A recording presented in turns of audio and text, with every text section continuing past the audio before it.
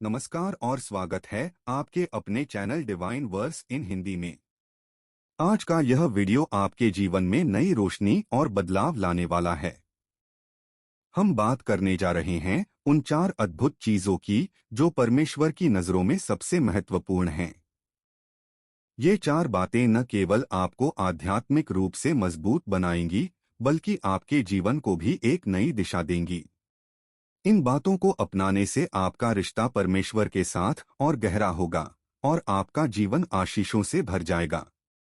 अगर आप अपनी आध्यात्मिक यात्रा में और आगे बढ़ना चाहते हैं तो इस वीडियो को अंत तक जरूर देखें।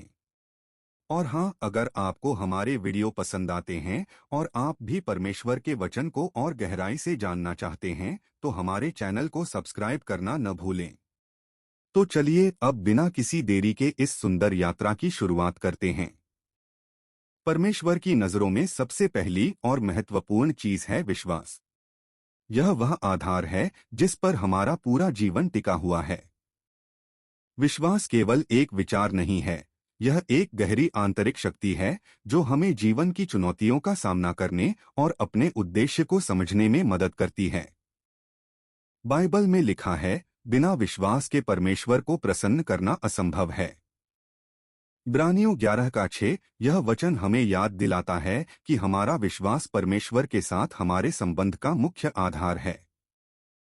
जब हम विश्वास के साथ चलते हैं तो हम न केवल अपनी समस्याओं का सामना करने में सक्षम होते हैं, बल्कि हम अपनी आत्मा को परमेश्वर के करीब महसूस करते हैं। जीवन में कठिनाइयां हर किसी के जीवन का हिस्सा होती हैं। हो सकता है आप भी किसी मुश्किल दौर से गुजर रहे हों। शायद आपके जीवन में ऐसी परिस्थिति है जहां आप निराश महसूस कर रहे हैं, जहां सब कुछ असंभव सा लग रहा है। लेकिन यही वह समय है जब विश्वास आपकी ढाल बनता है। विश्वास वह शक्ति है जो हमें यह भरोसा दिलाती है कि चाहे परिस्थिति कैसी भी हो, परमेश्वर हमारे साथ हैं। जब हम अपने दिल में विश्वास को जगह देते हैं तो हम डर और असुरक्षा से मुक्त हो जाते हैं।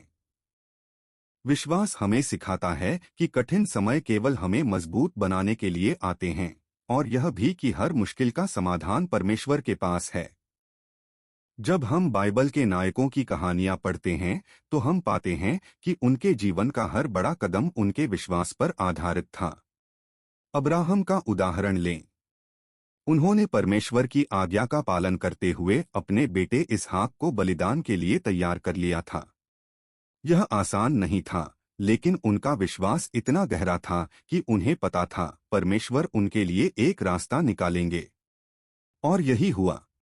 अब्राहम का विश्वास न केवल उनकी परीक्षा में सफल रहा, बल्कि वह आज भी हमें प्रेरित करता है।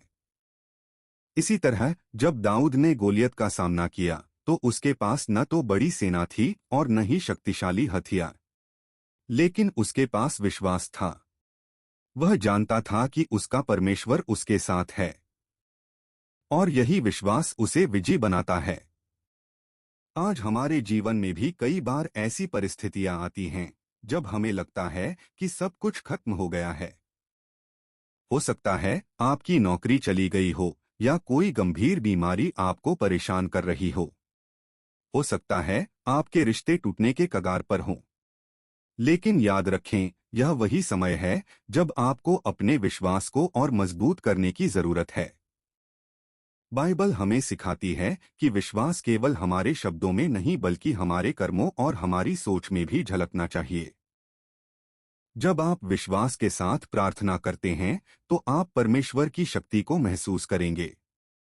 विश्वास वह पुल है जो आपकी समस्याओं और परमेश्वर की योजनाओं के बीच का अंतर भरता है।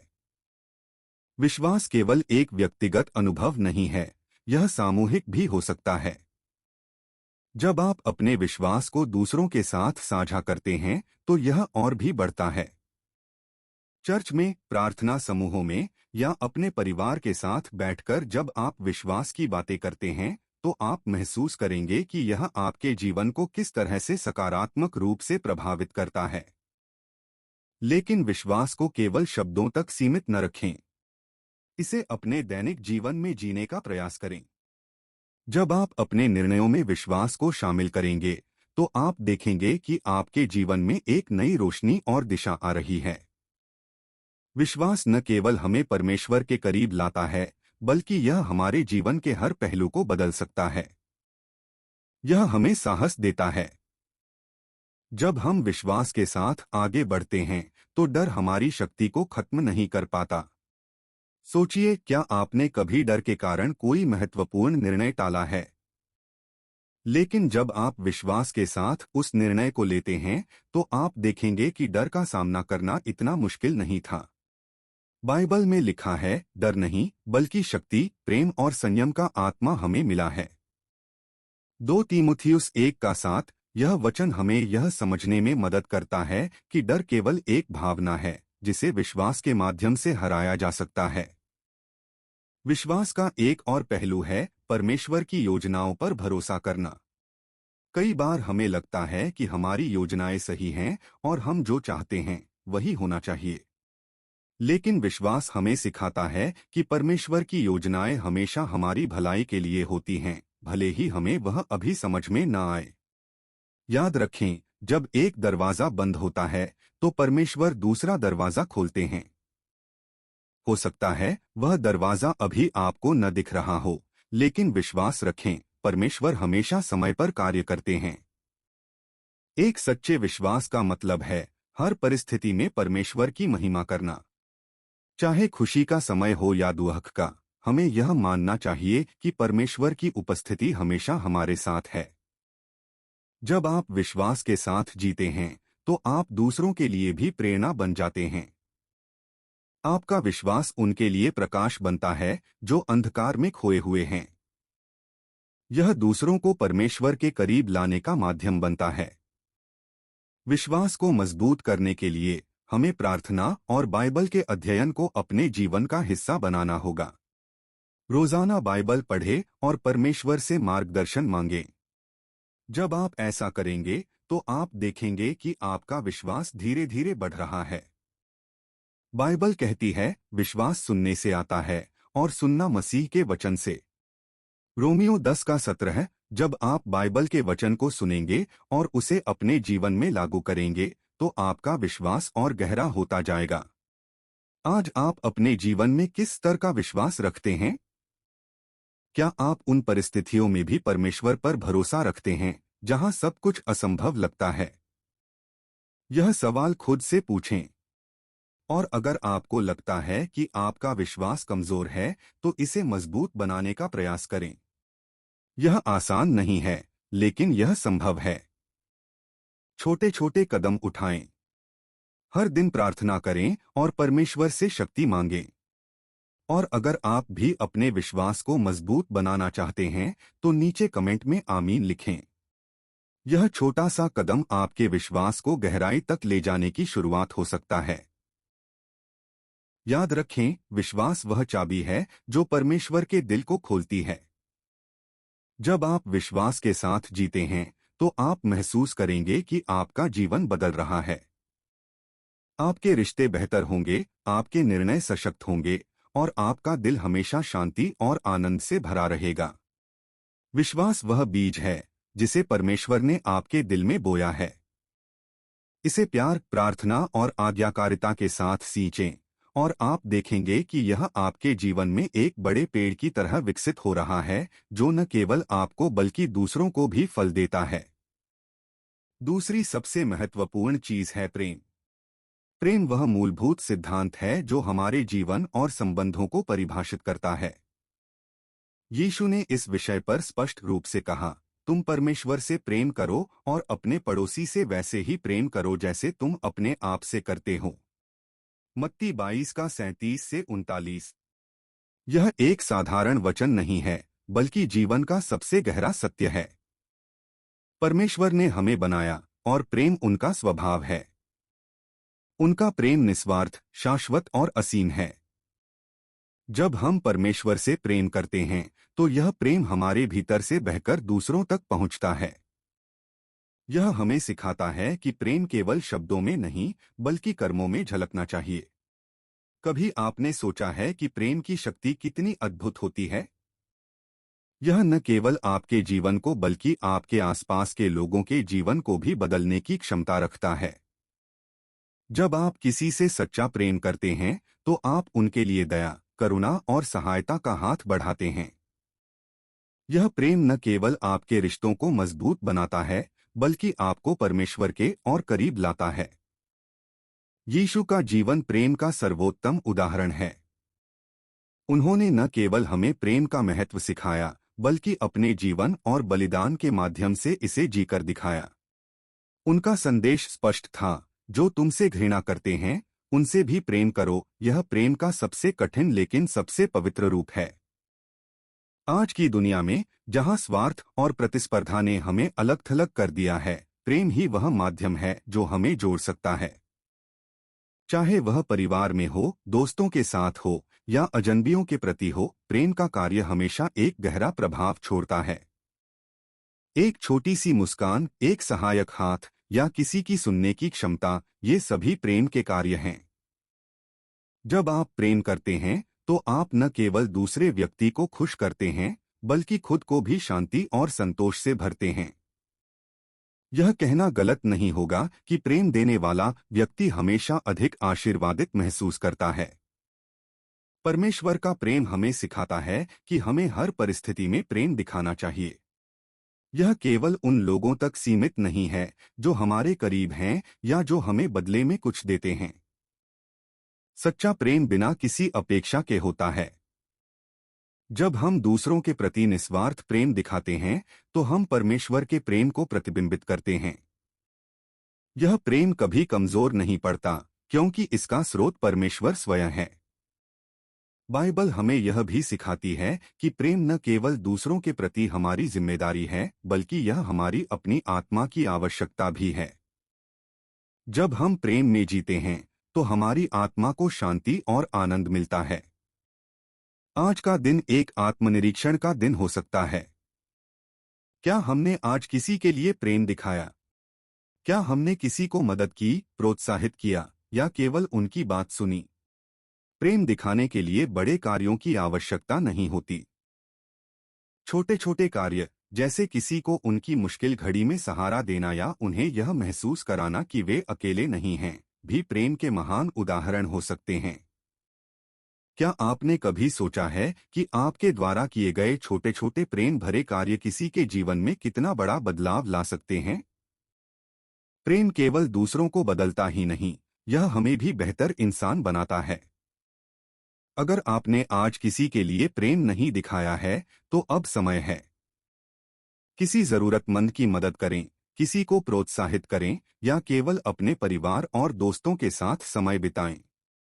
यह छोटे छोटे कदम न केवल आपके दिल को सुकून देंगे बल्कि आपको परमेश्वर के और करीब लाएंगे। परमेश्वर के प्रेम का अनुभव करने के लिए हमें इसे दूसरों तक पहुंचाना होगा। यही सच्चा प्रेम है, निस्वार्थ, अडिग और शक्तिशाली।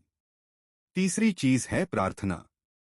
प्रार्थना एक ऐसा माध्यम है जिसके द्वारा हम परमेश्वर के साथ एक सीधा संबंध स्थापित करते हैं। यह केवल शब्दों का आदान प्रदान नहीं है बल्कि आत्मा और हृदय का संवाद है।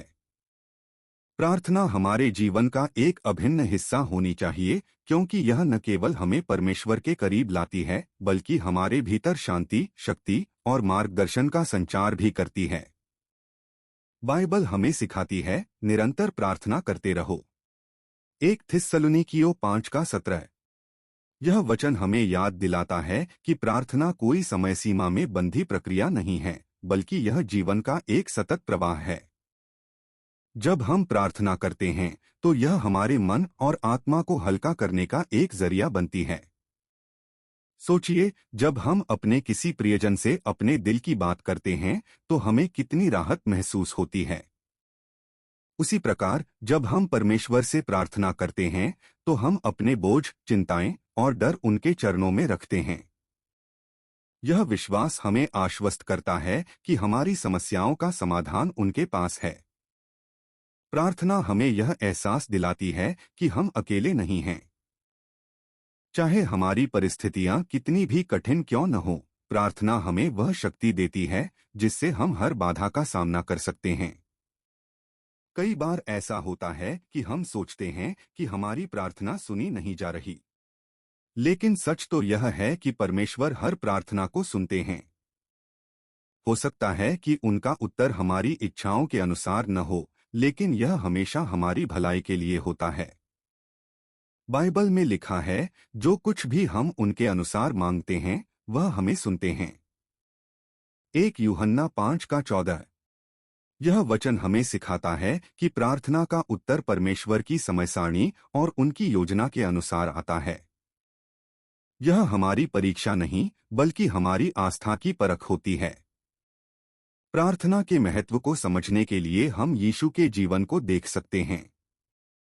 यीशु स्वयं प्रार्थना में अपना अधिक समय बिताते थे। उन्होंने अपने शिष्यों को भी प्रार्थना करना सिखाया। हे हमारे पिता जो स्वर्ग में है, तेरा नाम पवित्र माना जाए। यह प्रार्थना सिर्फ शब्दों का समूह नहीं है, बल्कि यह हमारे जीवन के लिए मार्गदर्शन का एक खाका है। जब हम इस प्रार्थना को करते हैं, तो हम अपनी इच्छाओं को परमेश्वर की इच्छाओं के अनुसार ढालने की कोशिश करते हैं। यह हमें सिखाती है कि हमारी प्राथमिकताएं स्वर्गीय होनी चाहिए और हम उनकी महिमा के लिए जिएं। प्रार्थना का एक और पहलू है धन्यवाद देना।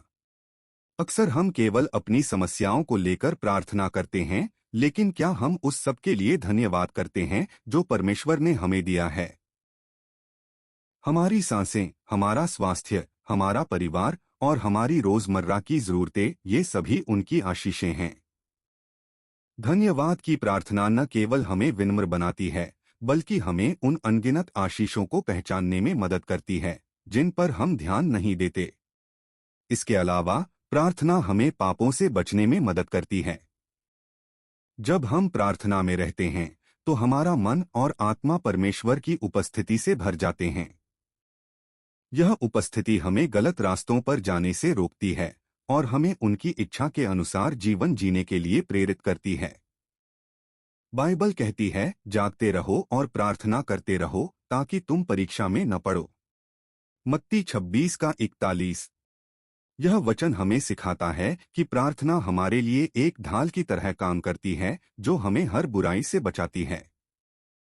प्रार्थना का सबसे बड़ा आशीर्वाद यह है कि यह हमें शांति देती है। आज की भागदौड़ भरी जिंदगी में, जहां हर कोई तनाव, चिंता और अनिश्चितताओं से घिरा हुआ है, प्रार्थना हमें शांति का अनुभव कराती है। जब हम परमेश्वर के सामने घुटने टेकते हैं और अपनी चिंताओं को उनके हाथों में सौंप देते हैं, तो हम एक अद्भुत शांति का अनुभव करते हैं। यह वही शांति है जिसके बारे में बाइबल कहती है, जो शांति परम समझ से परे है, वह तुम्हारे हृदय और मन को यीशु मसीह में सुरक्षित रखेगी। फिलिप्पियों 4:7। कभी कभी प्रार्थना के माध्यम से हमें चमत्कारिक उत्तर मिलते हैं। ऐसे कई उदाहरण हैं जब लोगों ने प्रार्थना के माध्यम से असंभव को संभव होते देखा है। क्या आपने अपने जीवन में कभी ऐसा अनुभव किया है? एक गहरी प्रार्थना, एक निरंतर विनती और जवाब ऐसे आए जैसे स्वर्ग के द्वार खुल गए हों। प्रार्थना में वह शक्ति है जो हमारी किस्मत को बदल सकती है। लेकिन यह ध्यान रखना जरूरी है कि प्रार्थना केवल चमत्कार पाने का साधन नहीं है। यह परमेश्वर की इच्छा को स्वीकार करने का एक तरीका भी है। कई लोग यह सवाल करते हैं कि प्रार्थना कैसे करनी चाहिए। सच तो यह है कि प्रार्थना का कोई सही या गलत तरीका नहीं है। यह एक व्यक्तिगत अनुभव है। यह दिल की गहराइयों से निकली सच्ची भावनाएं हैं। आप जोर से प्रार्थना कर सकते हैं, धीमी आवाज में या अपने दिल में। आप घुटनों के बल झुककर कर सकते हैं, चलते हुए या अपनी रोजमर्रा की गतिविधियों के बीच। परमेश्वर को केवल आपके शब्दों से फर्क नहीं पड़ता, बल्कि आपके दिल की सच्चाई से पड़ता है। अगर आप सोच रहे हैं कि आपकी प्रार्थना सुनी जाएगी या नहीं, तो आपको यह जानने की जरूरत है कि परमेश्वर हर प्रार्थना सुनते हैं। उनका उत्तर 3 रूपों में आ सकता है, हाँ, नहीं या रुको। हाँ हमें उत्साहित करता है, नहीं हमें सिखाता है, और रुको हमारी आस्था को मजबूत करता है। इसलिए जब आप प्रार्थना करें, तो धैर्य रखें और विश्वास बनाए रखें। अंत में प्रार्थना हमें अपने जीवन के उद्देश्य को समझने में मदद करती है। यह हमें सिखाती है कि हमारा जीवन केवल हमारे लिए नहीं है, यह परमेश्वर की महिमा के लिए है। जब हम प्रार्थना करते हैं तो हम अपनी इच्छाओं को पीछे रखकर उनकी इच्छा को प्राथमिकता देते हैं। यह हमें विनम्र बनाता है और हमें सच्चे अर्थों में आशीषित करता है। तो आज से ही प्रार्थना को अपने जीवन का अभिन्न हिस्सा बनाइए।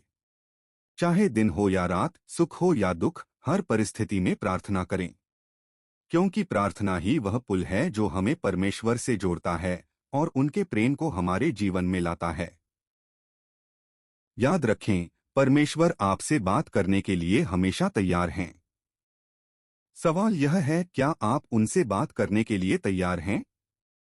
चौथी और अंतिम चीज है आज्ञाकारिता। आज्ञाकारिता का महत्व हमारे आध्यात्मिक जीवन में अत्यंत महत्वपूर्ण है। यह परमेश्वर के प्रति हमारे प्रेम और समर्पण का प्रमाण है। जब हम परमेश्वर की आज्ञाओं का पालन करते हैं तो हम उनकी इच्छा को अपने जीवन में स्वीकार करते हैं और उसे प्राथमिकता देते हैं। बाइबल में स्पष्ट रूप से कहा गया है, जो मेरी आज्ञाओं को मानता है वही मुझसे प्रेम करता है। यूहन्ना 14:15। यह वचन हमें यह समझने के लिए प्रेरित करता है कि परमेश्वर की आज्ञाओं का पालन केवल एक धार्मिक कर्तव्य नहीं है, बल्कि यह उनके साथ हमारे रिश्ते का आधार है। आज्ञाकारिता का अर्थ है बिना शर्त परमेश्वर के मार्ग पर चलना और उनकी योजनाओं पर भरोसा करना। यह हमेशा आसान नहीं होता। कभी कभी हमें अपने स्वार्थ, इच्छाओं और सामाजिक दबावों को त्यागना पड़ता है, लेकिन परमेश्वर की आज्ञाओं का पालन करना हमें सही दिशा में ले जाता है और हमारे जीवन को आशीषों से भर देता है। यह एक यात्रा है जो न केवल हमें आंतरिक शांति देती है, बल्कि हमारे चारों ओर भी सकारात्मक प्रभाव डालती है। जब हम आज्ञाकारिता का पालन करते हैं तो हम अपने कार्यों और व्यवहार से परमेश्वर की महिमा को दर्शाते हैं। जीवन में कई बार ऐसी परिस्थितियां आती हैं जब हमें लगता है कि परमेश्वर की आज्ञाओं का पालन करना मुश्किल है। हो सकता है कोई निर्णय हमारे मनचाहे रास्ते से अलग हो या हमारी अपनी योजनाओं और इच्छाओं के विपरीत हो। लेकिन यही वह समय होता है जब हमारी आज्ञाकारिता की असली परीक्षा होती है। जब हम अपने संदेहों और चिंताओं को एक तरफ रखकर परमेश्वर की इच्छा के अनुसार कार्य करते हैं तो हम उनके प्रति अपना अटूट विश्वास और प्रेम प्रकट करते हैं। यह एक ऐसा कदम है जो न केवल हमारे आत्मा को मजबूत करता है, बल्कि हमारे जीवन में चमत्कार भी लाता है। बाइबल में कई उदाहरण हैं जो हमें आज्ञाकारिता का महत्व सिखाते हैं। अब्राहम का उदाहरण लें, जिन्हें परमेश्वर ने अपने बेटे इसहाक को बलिदान करने के लिए कहा। यह एक असंभव और कठिन आज्ञा थी, लेकिन अब्राहम ने परमेश्वर के प्रति अपनी आज्ञाकारिता और विश्वास को प्रदर्शित किया। उनकी आज्ञाकारिता ने परमेश्वर के प्रति उनके अटूट प्रेम और विश्वास को दर्शाया और परिणामस्वरूप परमेश्वर ने उन्हें और उनके वंश को आशीषों से भर दिया।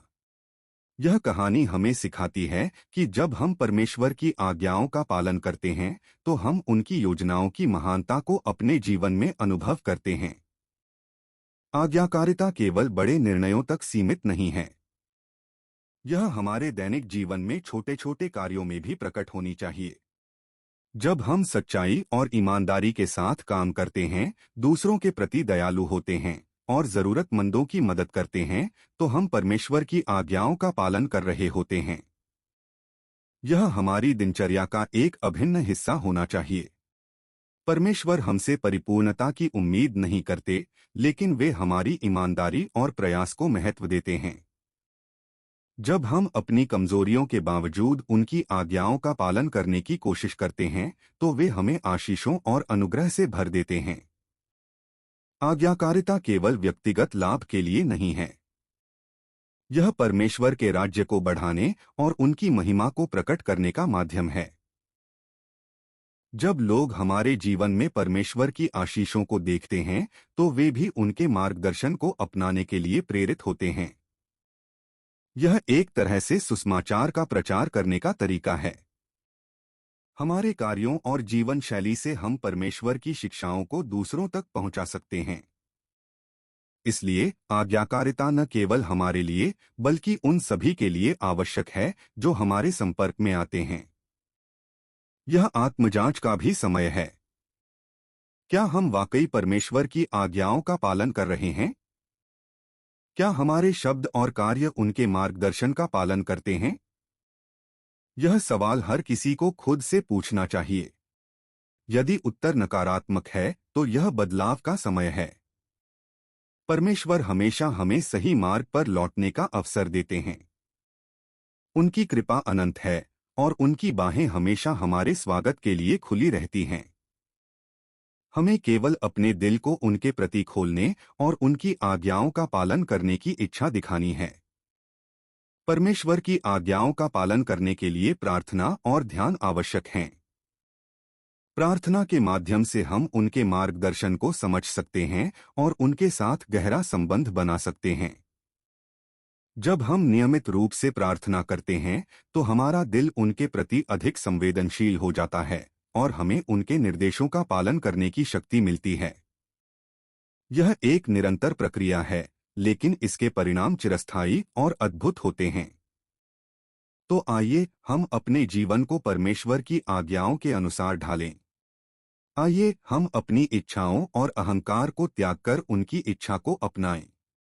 आज्ञाकारिता केवल एक कर्तव्य नहीं है, यह एक वरदान है।